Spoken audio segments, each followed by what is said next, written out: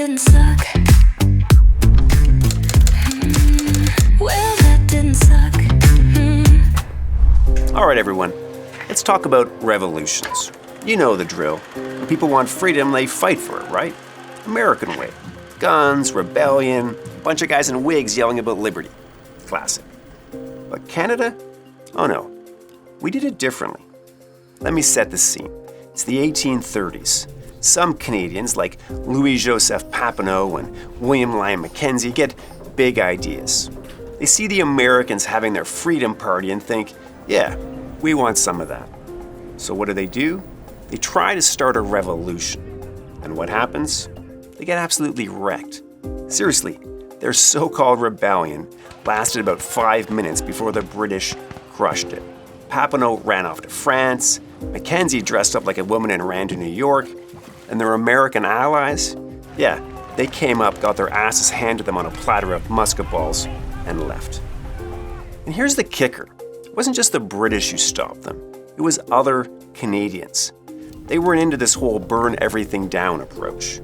They liked the British system. I mean, we're not talking Harry Styles and Dua Lipa, but there was something to it, a tradition of liberty and freedom. The Canadians wanted that for themselves. And this is where Canada takes its weird, polite turn toward democracy.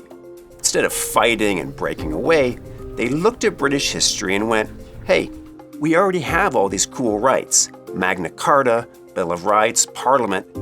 Why don't we just use them? Enter Lord Durham.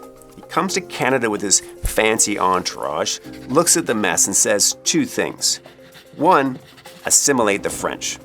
Terrible idea, didn't go well. Two, give Canadians the power to govern themselves. And the British, after some grumbling, actually agree. So, no war, no Boston Tea Party, no beheading kings. Just some good old-fashioned debates, letters, and a lot of speeches. And boom, Canada gets responsible government. The power to run their own affairs with zero bloodshed. Let's be real, this is possibly the most Canadian thing ever. Instead of violent revolution, they negotiated their way into democracy, politely convinced the British to leave them alone, and still got all the rights they wanted. And guess what? It worked.